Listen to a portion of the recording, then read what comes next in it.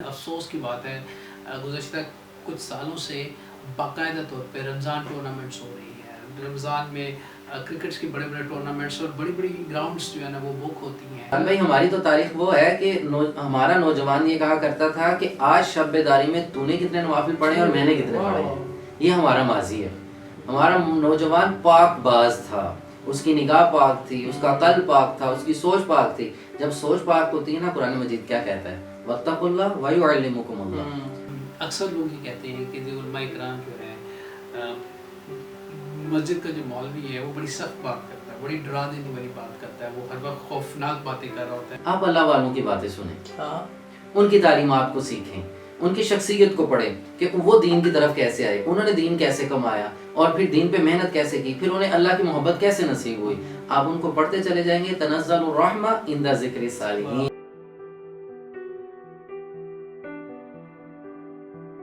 بسم اللہ الرحمن الرحیم. السلام علیکم پاکستان, السلام علیکم تمام دیکھنے والوں کو. فرحان خان پوڈ کاسٹ میں خوش آمدید کہتے ہیں.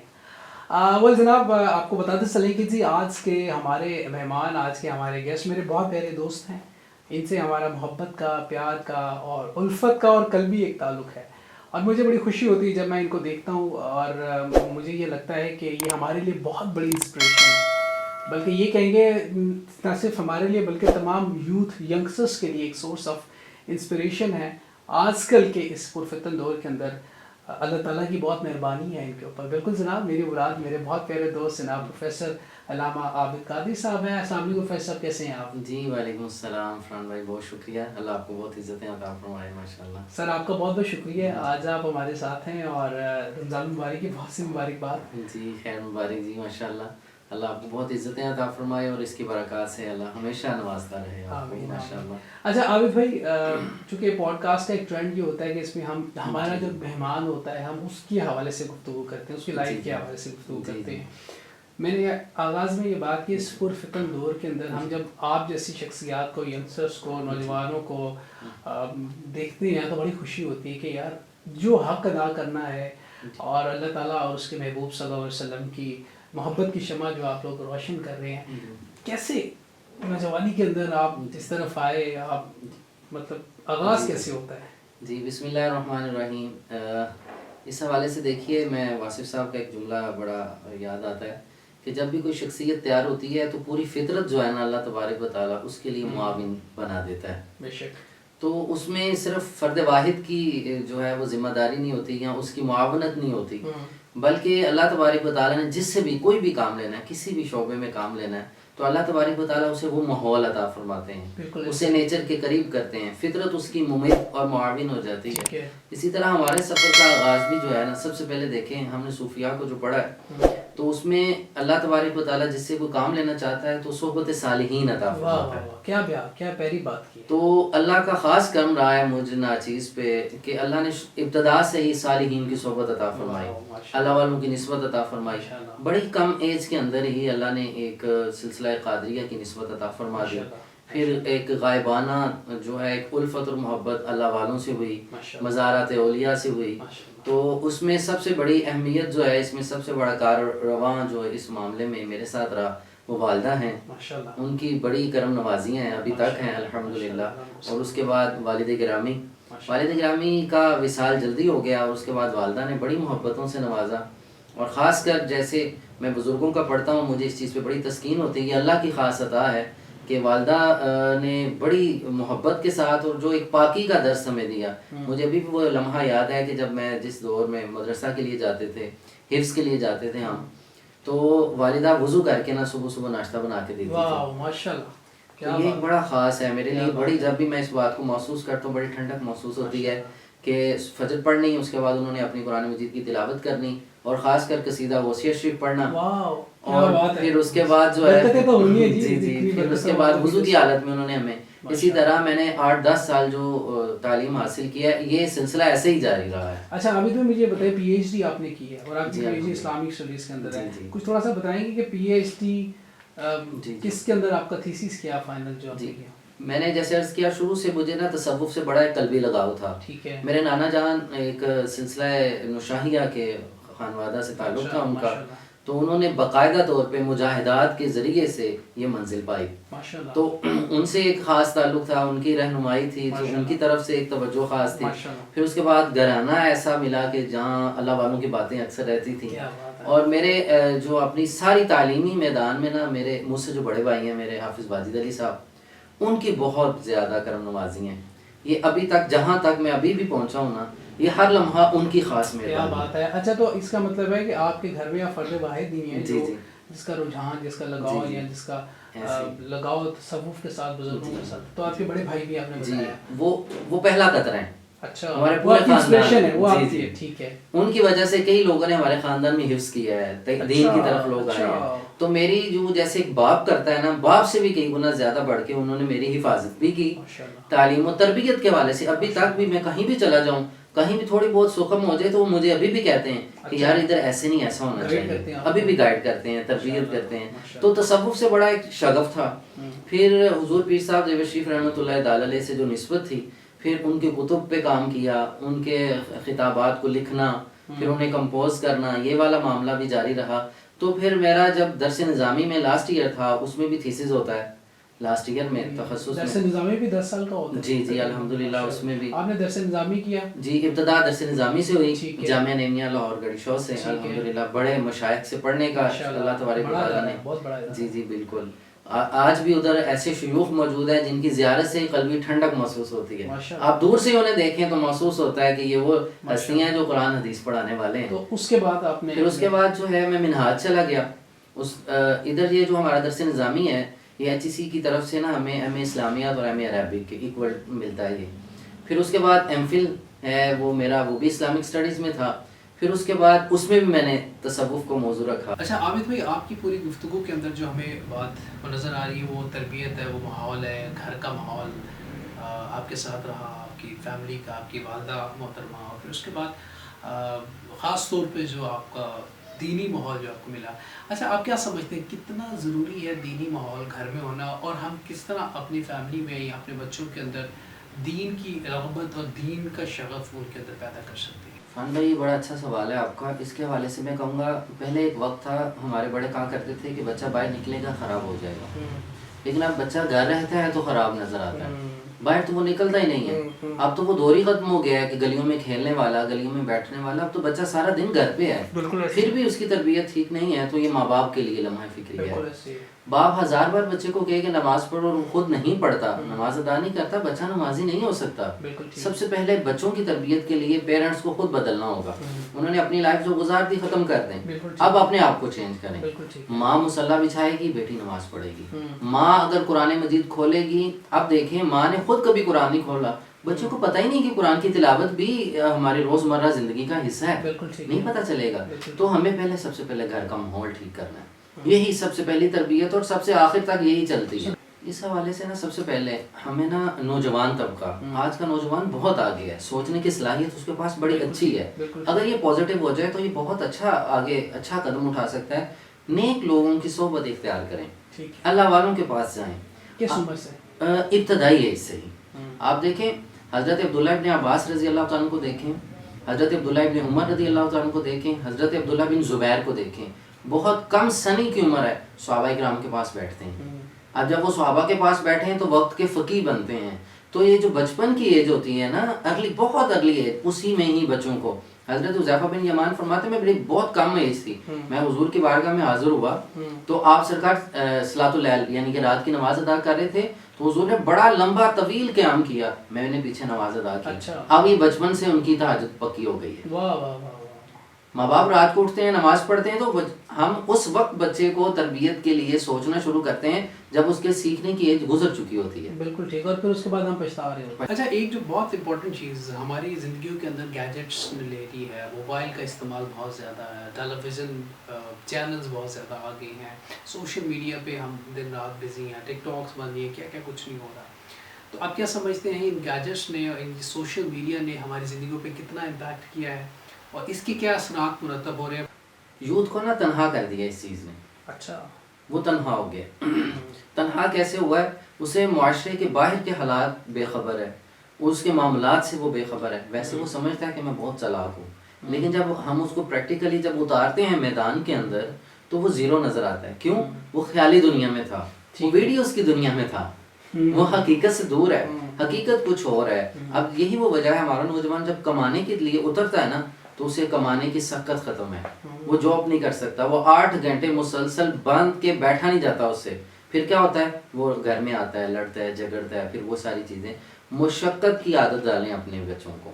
ہمارے ہاں بچوں میں مشقت کی سکت ختم ہو گئی ہے. ماں باپ لاڈ پیار میں ابھی بچہ ہے, ابھی بچہ ہے, نہیں بچہ نہیں ہے, بچہ اس کے ابتدائی دن گزر گئے ہیں. جتنی مشقت آپ بچپن میں سے ڈال دیں گے یہ اس کے لیے فائدہ ہوگا. اگر ماں باپ بچوں کو چاہتے ہیں نا اس کا روشن مستقبل ہو, ابتدائی ایج میں مشقت ڈالیں, اس پہ ذمہ داری ڈالیں, پھر کیا ہوگا, وہ ساری عمر آپ کو دعائیں دے گا. خاص طور پہ ہماری تربیت کا ایک حصہ بنتا جا رہا ہے. ہمیں یہ کہا جاتا ہے کہ جی مولویوں سے دور ہو, علماء کرام سے دور ہو, بزرگان دین سے آپ دور ہوں, آپ فنیٹک ہو جائیں گے, آپ ایکسٹریمسٹ ہو جائیں گے, آپ کے اندر جو ہے نا وہ بچہ جو ہمارے ہاتھ سے نکل جائے گا.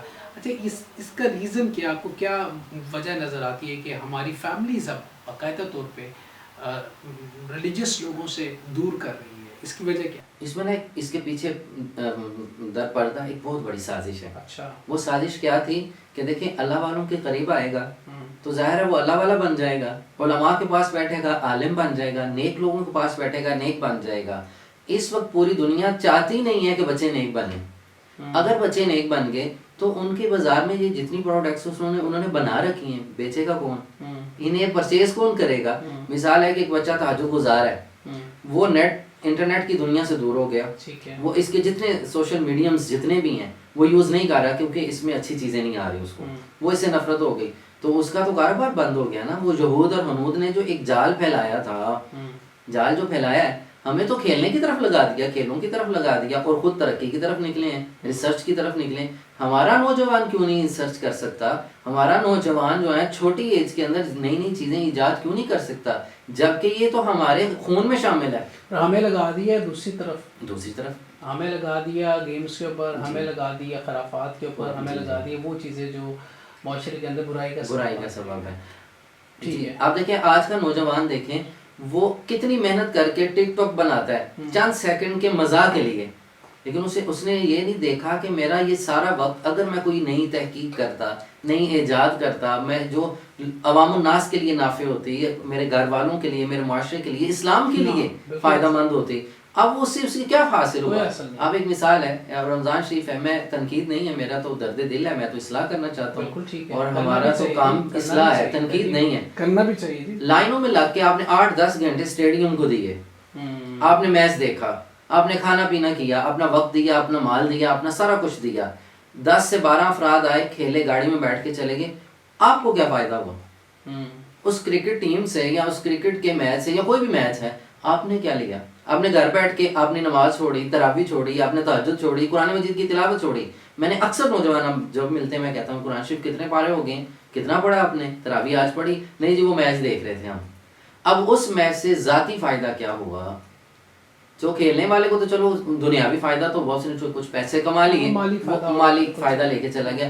رمضان کے مہینے میں جہاں رزق ملنا تھا, اللہ کی رحمت ملنی تھی, ہماری پچھلے ساری زندگی کی بخشش, مغفرت اور سابقہ خطائیں معاف ہونی تھی, ہم نے کرکٹ کو دے دی. اور بڑے دکھ کی بات ہے عابد بھائی کہ رمضان کے اندر اسپیشلی رمضان کرکٹ ٹورنامنٹ ہو رہے ہوتے ہیں. افسوس کی بات ہے گزشتہ کچھ سالوں سے باقاعدہ طور پہ رمضان ٹورنامنٹس ہو رہی ہیں. رمضان میں کرکٹس کے بڑے بڑے ٹورنامنٹس اور بڑی بڑی گراؤنڈس جو ہے نا وہ بک ہوتی ہیں. شام افطاری کے بعد 8 بجے کے بعد آن ورڈ پھر صبح 4 بجے تک کرکٹ کے میچ ہو رہے ہیں, ٹورنامنٹس ہو رہے ہیں. اس میں پھر کیا خرافات ہوتی ہیں آپ سب وہ جانتے ہیں. بھائی ہماری تو تاریخ وہ ہے کہ ہمارا نوجوان یہ کہا کرتا تھا کہ آج شب بیداری میں تو نے کتنے نوافل پڑھے اور میں نے کتنے پڑھے ہیں. یہ ہمارا ماضی ہے. ہمارا نوجوان پاک باز تھا, اس کی نگاہ پاک تھی, اس کا قلب پاک تھا, اس کی سوچ پاک تھی. جب سوچ پاک ہوتی ہے نا, قرآن مجید کیا کہتا ہے, وَاتَّقُوا اللَّهَ وَيُعَلِّمُكُمُ اللَّهُ. آج پوری دنیا رو رہی ہے جی, آج مسلمان تحقیق میں پیچھے رہ گیا, آج آگے کیوں نہیں چاہتا. آج مومن تزکیہ نفس کر لے, اللہ اسے علم دے گا, اس کے اوپر ورود ہوگا, اس کے اوپر نزول ہوگا, اللہ القاء فرمائے گا. کہ پھر تو یہ ہے نا, وہ علامہ کا بڑا معروف ایک شعر ہے کہ خدا در دل فطرت شناس دے تجھ کو, سکوت لالا و گل سے کلام پیدا کر. اس کے اندر راز کیا ہے, علامہ نے کہا فرمایا یہ نہیں تحقیق کرنی پڑتی جڑی بوٹیاں ملائیں پھر کوئی چیز بنائیں اور پھر اس پہ ایکسپائر، نہیں، اللہ خود بتا دیتا ہے اس میں یہ شفا، اس میں یہ شفا، اس میں یہ شفا ہے۔ تو وہ نوجوان کیوں کہاں چلا گیا؟ وہ اس لیے ہے کہ وہ ہمارا پاک باز ماضی ختم ہوتا چلا جا رہا ہے، اس کے پیچھے ایک پوری سازش ہے، پلان ہے، اس کا ہم حصہ بن رہے ہیں۔ لیکن اس کا علاج کیا ہے، اس کا حل کیا ہے؟ ہمیں واپس لوٹنا ہے اسی دور کی طرف۔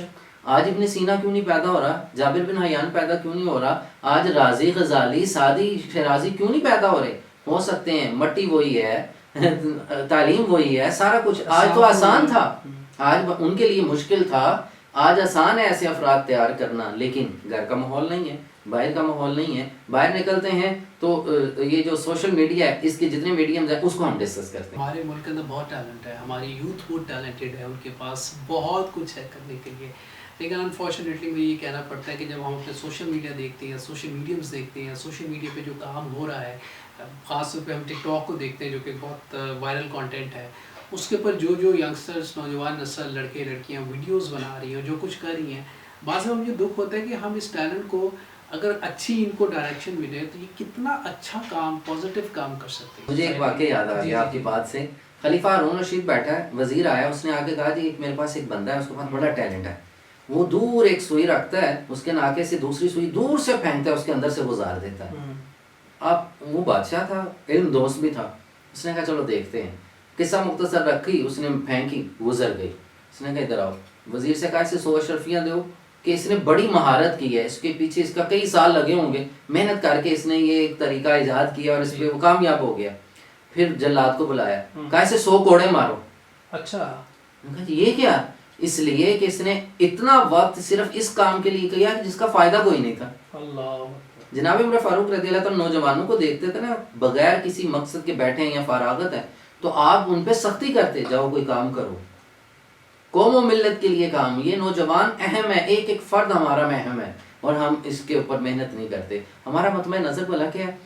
ہم تعلیم بھی اس لیے دیتے ہیں، تعلیم میں انویسٹمنٹ کی جا رہی ہے کہ میں گھر کا زیور بیچ کے، میں اپنا پلاٹ بیچ کے بچوں کو پڑھا رہا ہوں، کیوں؟ اس کو پڑھا دوں گا، کل یہ کئی گنا مجھے ریٹرن کرے گا۔ یہ تو مال کی دولت کا مطلب لین دین ہی ہو رہا ہے۔ تعلیم کہاں ہے ادھر تربیت کہاں ہے؟ پہلے 2 چیزیں تھیں ہمارے نا، ہماری ہسٹری یہ بتا رہی ہے، نوجوان کے لیے بالخصوص میں پیغام ہے کہ تربیت پہ زیادہ فوکس دیا جاتا تھا، تعلیم مخصوص تھی۔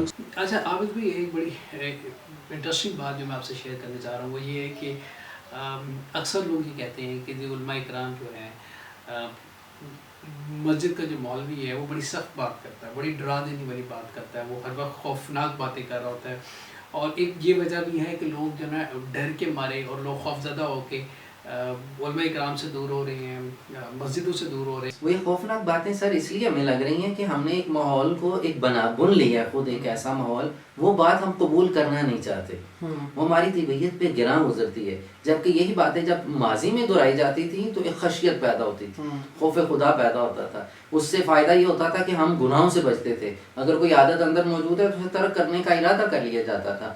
آج ہمیں یہ ہے کہ میرا من پسند دین چاہیے، مجھے جو مجھے پسند ہے نا، بس مجھے وہی روایت چاہیے، مجھے وہی دین کی وہی چیزیں مجھے بتا دیے جائے۔ عالم بھی وہی مجھے پسند ہے کہ جو بس مجھے میرے طبیعت کے مطابق بتائے، جو میری طبیعت پہ گراں گزرتی ہے ہم اسے سختی کہہ دیتے ہیں۔ ایک نوجوان سے ملاقات ہوئی، وہ کہنے لگا جی میں بچپن میں مسجد میں گیا تو بس وہ ماحول ایسا تھا، مجھے ڈانٹ دیا گیا، آج تک میں مسجد نہیں گیا۔ میں نے کہا یار مجھے ایک بات بتاؤ، ایک دفعہ مسجد میں تمہیں ڈانٹ دیا گیا، تو نے نماز ترک کر دی، ٹھیک ہے، 1000 بار تجھے اسکول میں مارا گیا، پیٹا گیا، ڈانٹا گیا، تم نے اسکول نہیں چھوڑا۔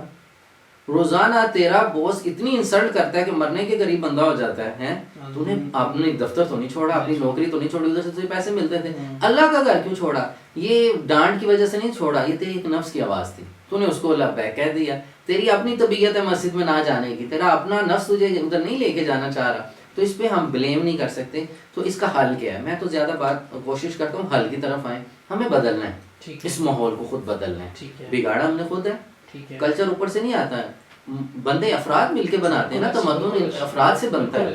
کوئی وہ وحی تو ایک مخصوص مقام ہے، وہ جو اللہ کی طرف سے آتی ہے، اس میں تو پاک چیزیں ہی نازل ہوئی ہیں، یہ جو برائی چیزیں انسان خود کرتا ہے، تو اس کو سنوارنا کس نے؟ خود ہی کرنا ہے۔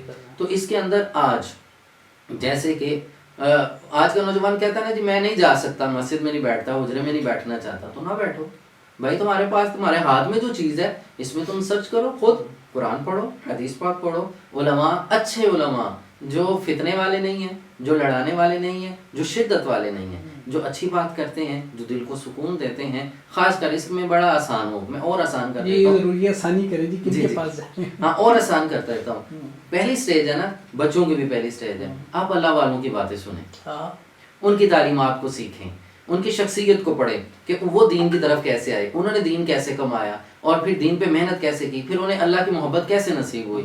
آپ ان کو پڑھتے چلے جائیں گے. تنزل الرحمہ عند ذکر الصالحین، اللہ والوں کی باتیں کرو تو اللہ کی رحمت نازل ہوتی ہے. تو آپ خود سرچ کریں، اللہ والوں کو پڑھنا شروع کریں کہ آپ کے دل میں، حضرت سلطان عارفین رحمۃ اللہ علیہ فرماتے ہیں کہ اولیاء اللہ کی کتابیں پڑھیں تو ولی کا فیض. بہت بہت شکریہ عابد بھائی آپ کا، تھینک یو سو مچ.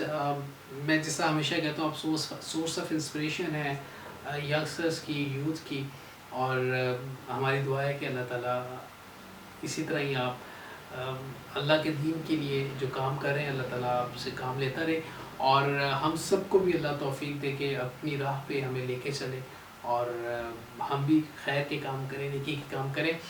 جناب اسی نوٹ کے ساتھ اپنا بہت سا خیال رکھیے گا. اپنے میزبان فرحان خان کو دیجیے گا اجازت. زندگی نے تباہ کی، آپ سے پھر ملاقات ہوگی. ٹل دین اللہ نگہبان. پاکستان زندہ باد.